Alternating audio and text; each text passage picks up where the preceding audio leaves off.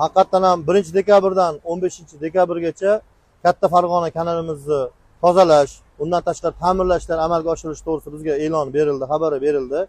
Ushbuni inobatga olib biz xabarini Uchqo'rg'on shahrimizga berdik. Haqiqatan ham bizda zaxira omborlarimizda suv yetarli darajada, faqatgina qisqa uzilishlar bo'lib qolishi mumkin. Shuni inobatga olib Uchqo'rg'on shahrimizni aholisidan zaxiralarni qilib, ehtiyot choralarini ko'rib olishni tavsiya etamiz. Xususan qaysi mahallalarga bu?